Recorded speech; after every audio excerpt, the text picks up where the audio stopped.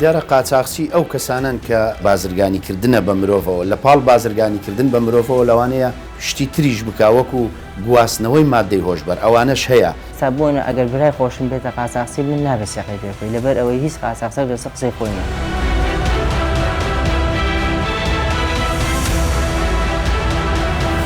پارەکەی بە هیچ شێوەک لە بۆ مەنەگەڕاندەوە ئەو ڕستبەی لەمە دەکرد دەست خۆشییانە دەکەن دژە تیرور و ئاسایشی هەولێر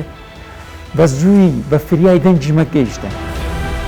کە ئاگداری سەروی خۆمانکردنەوە کە ئەو چەند کۆمپانیایە خەڵک بەلا ڕێدەبن کە فەرمانی سەروی خۆمان وەرگرت هەستان بۆ ئۆپەراسیۆنکردنەکەی.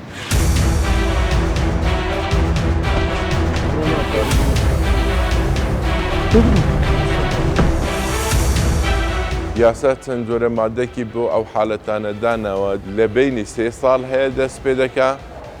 تاکو سزای سێدارەدانیش دەڕوە. سێدارەدان ئەو کاتە دەبێت لە کاتی بە قاچاق بردننی مرۆڤ ئەگەر هاتوو مرۆڤێک مرد. لەستا ڕاستپارێز ڕێزدا سەرۆکی حکوومەتی هەرێمی کوردستان و بە چاودێر ڕاستەخۆی بەڕێز وەزیری ناخۆ هەموو ئەو گەشتیارانە ئاسانکاری کە یەکجار زۆریان بۆ کرا بۆ هاتنەوەیان.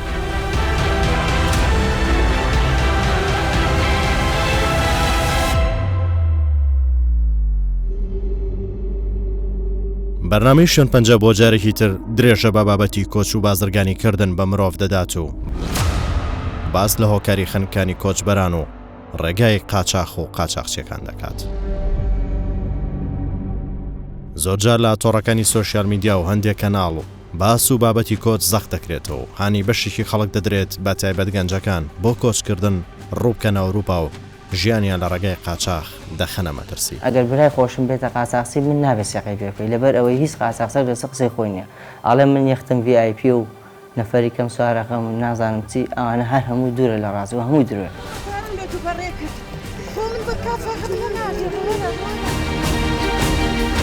داواش دەکەین لێرەوە لە حکوومەتی هەرێم بە دوواداچوونێکی جدی بکات ئەوانەی کە بازرگانی بە مرۆڤەوە دەکەن چیتر بەڕاستی بە بێ سانسۆر لە وڵاتەدا لەو هەرێمەدا نەسوڕێنەوە بە ئازادی سزا بدرێن زیندانی بکرێن.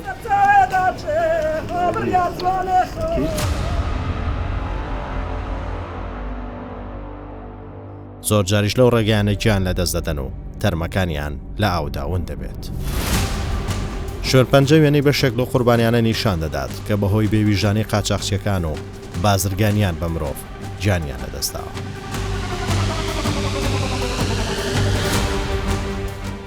پارەکەی بە هیچ شێوەک لە بۆ مەنەگەڕاندەوە ئەو ڕستبەی لەمە دەکرد.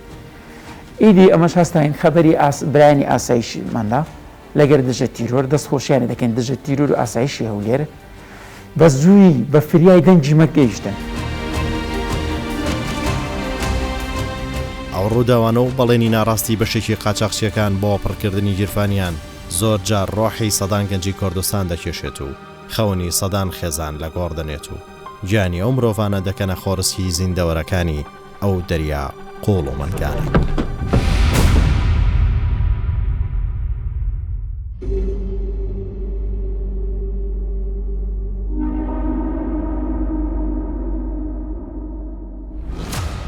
سەرەتاش با چیرۆکی خنکانی گەنجێکی شاری ڕانیە لە نێوان فەڕەنسا و بریتانیا دەگەڕینەوە. ئەیدی دەچینە ئیدارەی سەربەخۆی ڕاپەڕین و شاری ڕانی. ئەو شارە سەر بە پارێزگای سلێمانیە کە سوکاری یەکێک لە قوربانیانی دەستی قاچاقچیەکان دەبینی.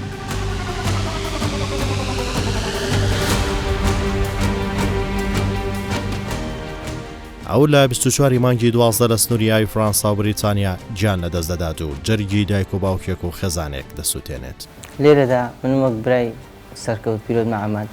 براکەم لە نێوان ئەوروپادا بۆ قوربانی کە لێرە زۆر ژیانی ناخۆش و شێرەبەری زۆر زۆری بینی. ئەوی سەری خۆی هەڵگرت ویستی بڕا بۆ دەرەوە بەڵام نەیتوانی بکات. لە نۆکەندی ئینگلتەرا کۆسی دوای کرد.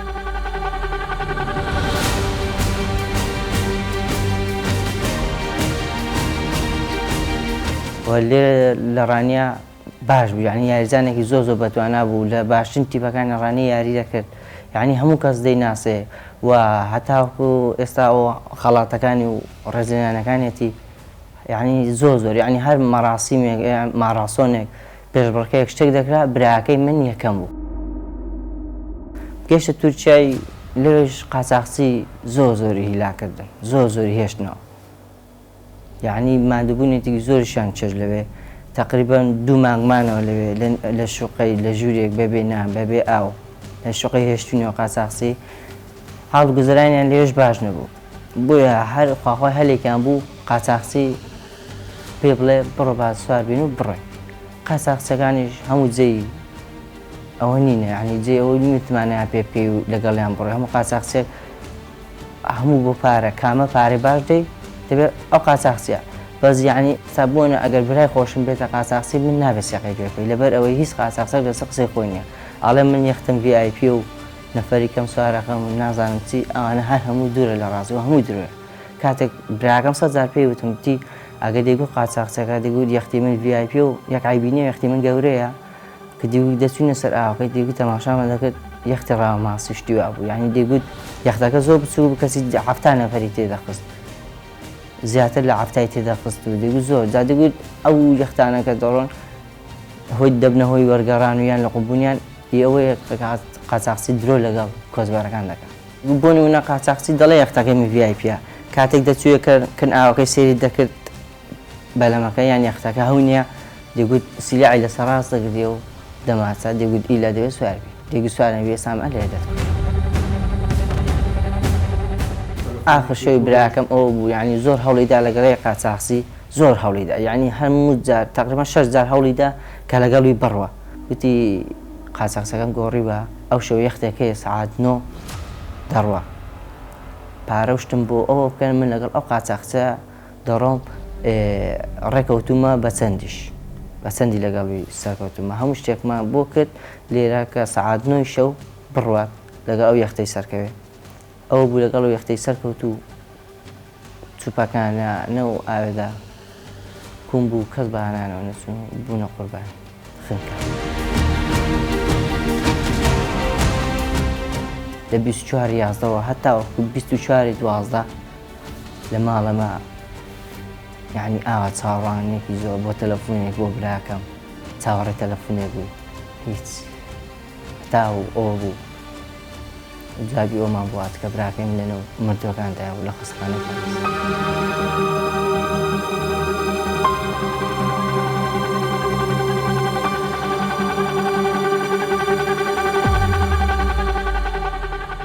کوڕێ منە ساڕوشە بۆ فەڕەنسای بۆ بەریتانیای لێ ئەو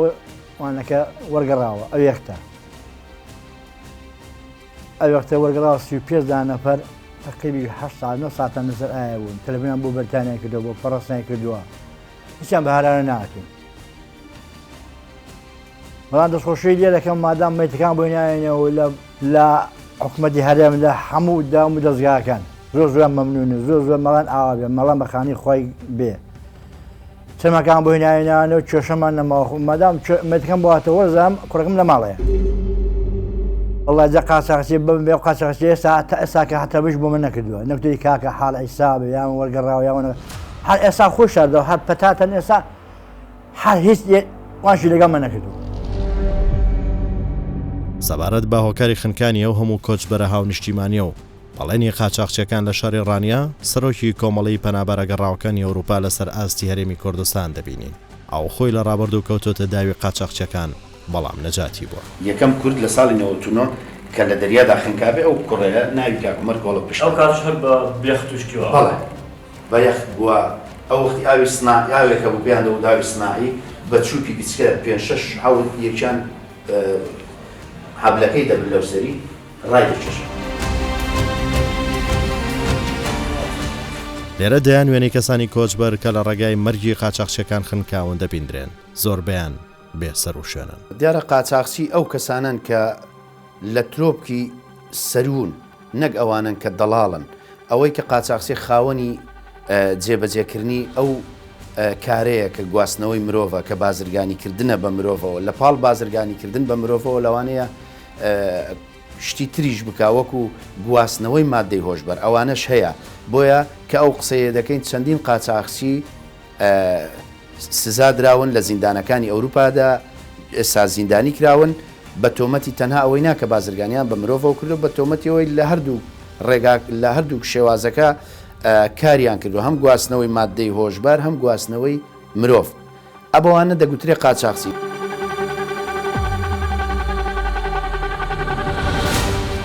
یەکێکتر لە کۆچبەرەکان دوای لەدەستدانی ماڵ و سامانەکەی بە قسە و بەڵێنی ناڕاستی بەشێک لە قاچاقچیەکان باس لەو زیانە دەکات. ڕاستی پێویستم بە ڕۆیشتن نەبوو لەبەر ئەوەی ئیشم هەبوو کارم هەبوو کەساباتمە لە ڕاستیە بەڵام تەمەشام کرد خەرێک دەڕۆیش ئیدی خەرچیش لە فکری خۆی خەونە چیل و خۆی دروست کردیا على ساز بکاتە ئەوروپا مستقبلی مار منداری دەبی و نازانم چتی والا ئیدی خەرکەوچی بورێ بووە چاولێکەری ڕۆیشت بە هەر حالە ئەمە ئیدی بۆ قسانانەوەی هەر خەرەتاین پارەکەماندا کۆمپانیا گوتی لە بۆ سێزدەی 11 ئەمنە گەنگۆم ڕەوان نەکرد بوو بە پێچەوانەوە هەتا لە ئەوە وەستلەکەی خۆشی نووسیتی بە پێچەوانەوە ئەو کاتە پارەکەتان لۆ مەرجوع دەکەمەوە دەگەڕێنەوە وعدی ئەوەیان بە مندا لە 2 مانگ ئەمن تەقدیمم کرد 2 پاسەپۆرتەکانم تەقدیم کرد 2 دەفتەر و 28 وەرەقەم پێدان وەستی لە بۆم کرد پارەکەی بە هیچ شێوەک لە بۆمە نەگەڕاندەوە ئەو ڕست سبەی لەمە دەکرد ئیدی ئەمەش هەستاین خەبەری برایانی ئاسایشیماندا لەگەر دژە تیرۆر دەستخۆشیانە دەکەن دژە تیرۆر و ئاسایشی هەولێر بە زووی بە فریای دەنجی مەگەیشتن.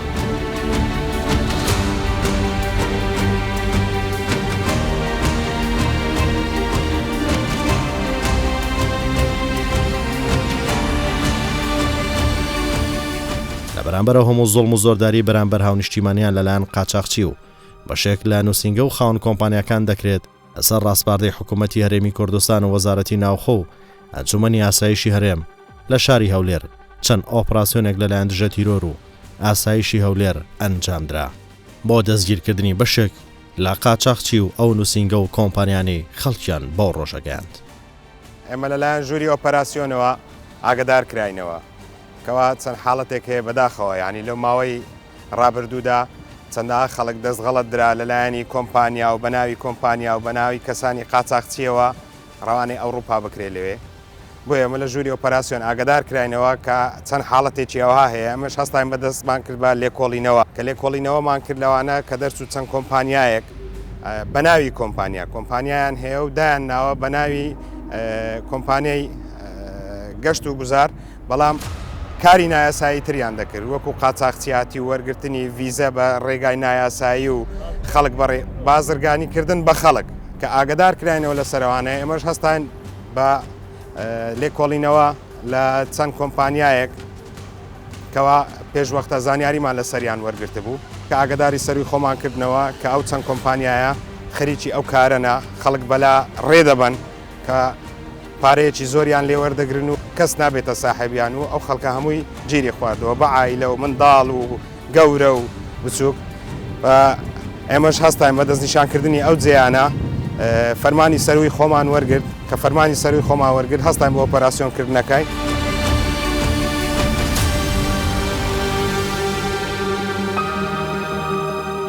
هێزەکانی دژە تیرۆر و ئاسایشی هەولێر پلانی ئەو ئۆپراسیۆنانیان داڕشتووە هێزێکی تۆکمی ئاسایشی هەولێر و دژە تیرۆر ئەو ئۆپراسیۆنە ئەنجام دەدەن مابڕیاری جادوەر فەرمان وەردەگرن بۆ جێبەجێکردنی ئەرکەکەیان بۆ یەکەم جارە دەستگیرکردنی و قاچاقچیانە لە بەرنامی شوێن 5 لە کوردستان 24 بڵاو دەکرێتەوە.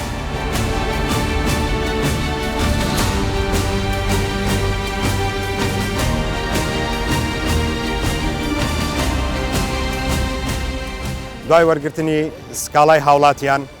و وەرگرتنی فەرمانی بەڕێز دادوەر هەستاین بە دەستگیرکردنی ئەو بازرگانانەکەەوە بازرگانی بەجیانی خەڵک دەکەن کەوا بازرگانی بەجیانی خەڵک دەکەن دەستمان بە سەرداگرتن و ڕادستی یاسامان کردن.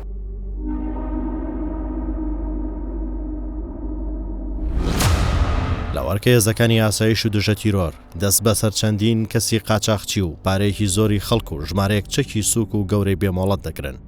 ئیدی هەڵمەتەکە دەست پێ دەکات.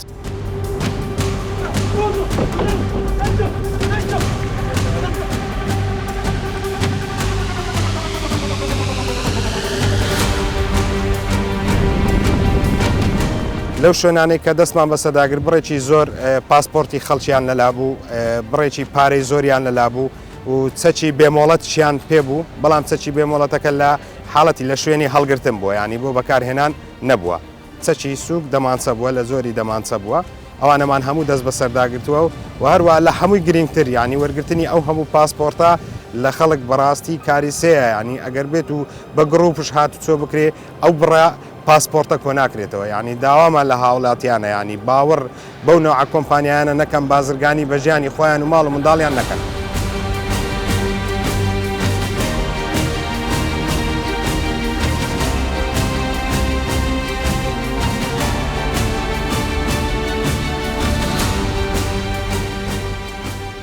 هەڵمەتە چەند ڕۆژ بەردەوام دەبێت. چەندین شوێن و نووسنگە کە پارەی قاچاقچەکانی تێدا هەڵدەگیرە داخران. بەشێکیان بە ناوی کۆمپانیا کاریان دەکرد و داخران.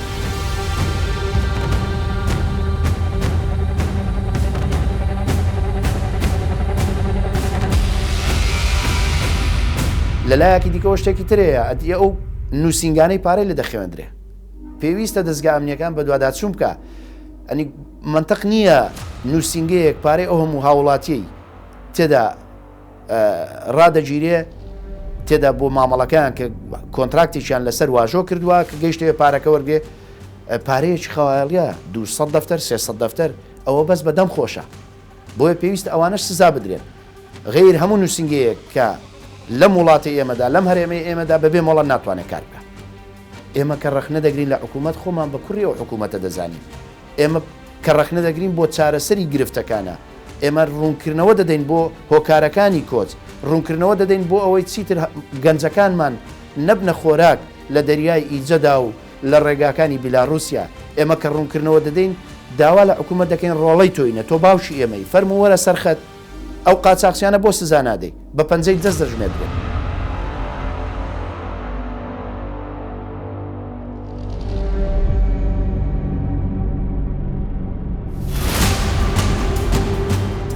دیارە ناڕاستی لە زۆر ڕۆوە لە قاچاقچیەکان بەدی دەکرێت یەکیانەوەی تا ئەو کاتەی یەختەکەیان ئامادە دەبێت بۆ بەڕێکردن نەفەرەکان نەفەر ئەغرا دەکەن میوانداریان دەکەن یەک دوو ڕۆژێک بە خواردنی باش هەندێک شوێنی گەشتاریان پێ دەکەن بۆ ئەوەی زیاتر متمانە لە بینی قاچاقچیەکە و ئەو هاوڵاتی دەوێت بەڕێ بکەوێت کە مامەڵی لەگەڵ کردووە کە حەقی لەگەڵ کردووە پارەکەی بۆ خەواندووە لای کە سوکارەکەی بڵە قاچاقچێکی باشە ئاوایە بۆ ئەوی دوجارگە هەر ڕووداوێک ڕوویدا قاچاقچەکە بتوانێت بە ئاسانترین شێوە بۆی دەرباز بێت بڵێ هاوڵاتیەکە کە لەلای ئێمە بۆ کوڕی ئێوە کەسی ئێوە قسەی لەگەڵەوە کردو ئێمە چ خزمەتێکمان کردو بەڵام ئەوە قەزا و قەدەری ئیلاهیە و نەگەیشتوتێ بەڵام بە پێچەوانەوە ئەوە قەزا و قەدەری ئیلاهی نییە تۆ بتوانی لە یەختێکی خراپ زیاتر لە 70 بۆ 80 کە دوجار بینیمان لە کۆتا یەختی 24مان کە تێکشکا 105 سەرنشینی هەڵگرت بوو ئەوە خۆی لە خۆیدا دیارەکەەوە مجازەفەیەکی گەورەیە بەڕاستی بۆ هاوڵاتیانەوە دەکەن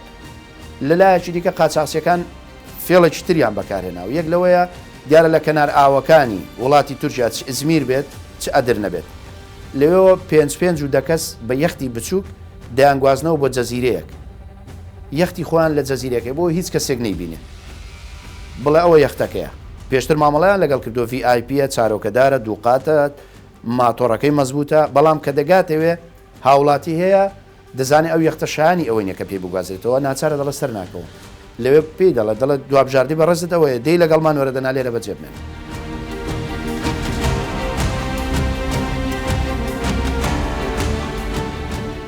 لەگەڵ ئەوەشدا کۆمەڵێک کردەوەی دوور لە مرۆڤایەتی کراوە وەکو دەستدرێژی ئەوانە زۆر کراوە دیارە کەو قسەیە دەکەم ئێمە بەڵگەمان لایە کۆمەڵە خەڵک لێوێ دەستدرێژی کراوەتە سەر هەم لەلایەنە و قاچاقچیانەوە بەڕاستی بۆیە ئەمە داواش دەکەین لێرەوە لە حکوومەتی هەرێم بە دوواداچوونێکی جدی بکات ئەوانەی کە بازرگانی بە مرۆڤەوە دەکەن چیتر بەڕاستی بە بێ سانسۆر لە وڵاتەدا لەو هەرێمەدا نەسوڕێنەوە بە ئازادی سزا بدرێن زیندانی بکرێن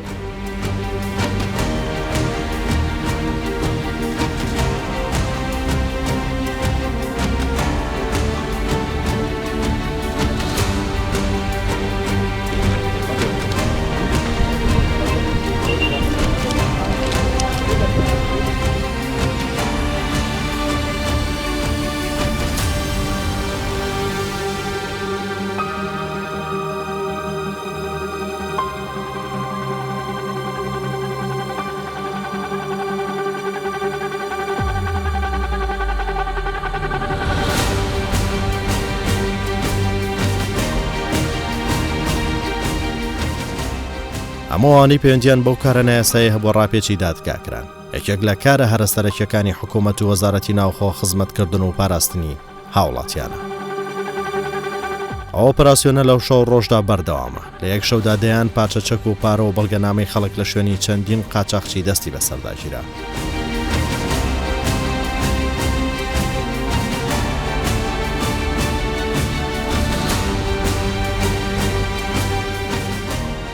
پارێزەرێکی ڕاوێژکار بۆ شوێن پەنجە باس لە سزای یاسای سەبارەت بە بازرگانی کردن بە مرۆڤ دەکات. یاسا چەند جۆرە مادەکی بۆ ئەو حالەتانە داناوە جا بەپێی نسبەی مشارەکەی کەسەکان و بەپێی حالەتە نەخوازراوەکان کە ڕوودەدا لە بینی 3 ساڵ هەیە دەست پێ دەکا تاکو سزای سێدارەدانیش دەڕوە. سێدارەدان ئەو کاتە دەبێت لە کاتی بە قاچاغبردنی مرۆڤ ئەگەر هاتوو مرۆڤێک مرد لەو ڕێگایە. سزای تریش هەیە بە 7 ساڵی هەیە 10 ساڵیش هەیە ئەگەر هاتوو مناڵیان لەگەڵ بێ ئەگەر هاتوو کەسێکیان لەبەر بێ لەگەر بێ ژێر 18 ساڵی بێ ئەگەر هاتوو ئافرەتی تێدا بە ئیتر سزایەکان لە بینی 3 ساڵ تاکو سێدارەدانیش دەڕواتن. بۆ نەهێشتنی یان بنبڕکردنی ئەو تاوانە ڕێکخراوانە دانانی بەڕێوەبەرایەتیەک سەر بە وەزارەت ناوخۆ بێ تایبەت بێ بە نەهێشتنی تاوانی ڕێکخراو.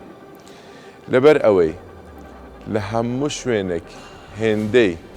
پۆلیس دەستگا ئەمنیەکان بەقوەتر بن تاوان ڕێکخراوتر دەبێت. بۆیە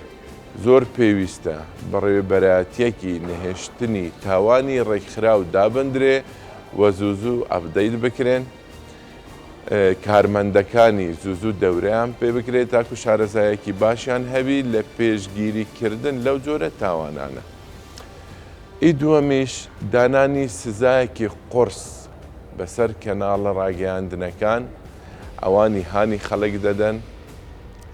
یاخود پەیجەکانی سۆشیال میدیا کە بە جۆرێک مێشکی ئەو خەڵکە دەشۆنەوە ببێن بە دوژمنی خاک و وڵاتەکەیە. حکوومەتی یارەمی کوردستان لە کۆتا کۆبوونەوەی ئەنجومەنی وەزیران پرسی کۆچ و قاچاقچیەکانی کردە باسی سەرەکی و هەوڵەکانی بۆ باشترکردنی بژێوی ژیانی خەڵکی تاو تێ کرد. لە چوارچێوەی ئەو ڕێکارانە و هەوڵەکانی حکوومەت و هەروەها دەستپێشخەری سەرۆکی حکوومەت لە هەڵگرتنی تێچووی گەڕاندنەوەی ئەم تەرمانە بۆ هەرێمی کوردستان کردوتە ئەستوی خۆی بەسپاسەوە و بێگومان لە هەفتەی داهاتوو پێشبینی دەکرێت تیمێکی فەرمانگەی پەیوەندی دەرەوە لەگەڵ وەزارەتی ناوخۆ و وەزارەتی تەندروستیش سەردانی وڵاتی یۆناان بکەن بۆ ناساندنی ئەم قوربانیانەی لەم دوایەدا لەم ناوچەیە خنکاون. لە چینە فڕۆکەخانەی نێودەوڵەتی هەولێر دەمانوێت بزانین زۆرترین گەشت بۆ چ وڵاتێک دەکرێت و هەوڵی بەڕێوەبەرایەتی نشینگەی هەولێر لە فڕۆکەخانە چییە؟ بەرپرسی بەشی نشینگەی فڕۆکەخانە دەبینین و زانیارەکان بە شوێن پەنجە دەدات. تێبینیمان کرد کە دیاردێکی نائاسایی هەیە کە ئەوش گەشتکردنی کۆمەڵێکی زۆر لە هەڵگرانی پاسپۆرتی عێراقیە بۆ بیلاڕوسیا کە پێشتر زۆر کەم بوو لە ناکەو زۆری لە هات. لێکۆڵینەوە دەست بکە زانیمان کە کۆمەڵێکی زۆر گەشتیار دەیانەوێت لە ڕێگەی فڕۆکەخانەی نێودەوڵەتی هەولێرەوە بۆ وڵاتی دووەم لەوێشەوە بۆ وڵاتی بیلاڕوسیا گەشت بکەن بە ڤیزەی بیلاڕوسیا لەوێشەوە بۆ وڵاتی هەندەران کە ئەو وڵاتانە کە مەبەستیانە بیگەنێ.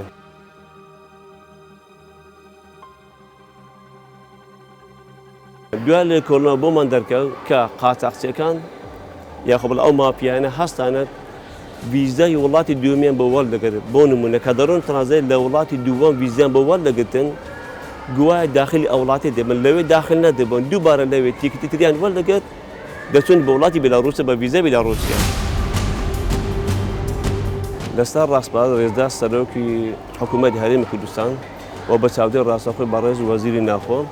هەموو ئەو گەشتیارانە کە لە بیلاڕوسیا هاتن بۆ فڕۆکەخانەی نێودەوڵەتی هەولێر ئێمە بەو پەڕی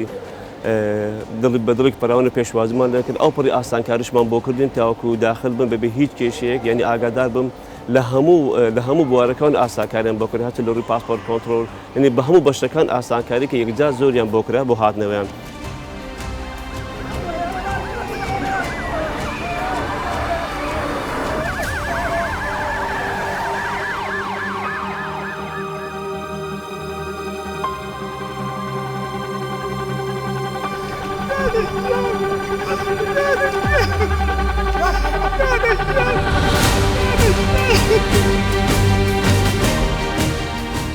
شوێن پەنجاوڵەکانی حکوومەت و وەزارەتی ناوخۆ لە سەر ڕاستپاردەوە ئەرکی مەسرور بارزانانی سەرۆکی حکوومەتی یارێمی کوردستان بەشێکی زۆری تەرمی و قوربانیانە لە وڵاتی فەرەنسا و یۆنان دەگەڕێنرێنەوە.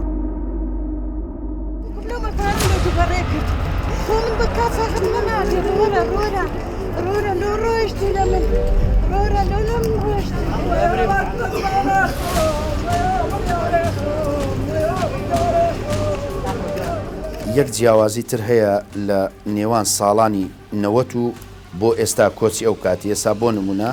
ئەو خاتونە بەڕێزە کە لە ئەو ساڵانەی نەوەتەکاندا هەتا 2005 و 6 کۆچی دوایی کردووە ئەوانە جەنازەکانیان نەگەڕاوەتەوە. حکومەتی هەرێم لەسەر خەت بۆ جێڕانەوەی تەواوی ئەو قوربانیانی کە وەک ئێستا دەیبینین بۆ دەیانجێڕێتەوە بۆ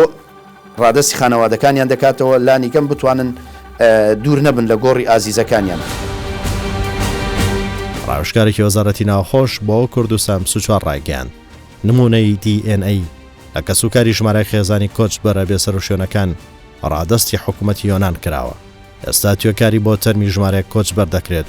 بۆ ناسینەوەیان. داواش لە هاوڵاتیان دەکات هەر کەسێک کەسوکاری بێسەر و شوێنە سەردانی وەزارەتی ناوخۆ بکات.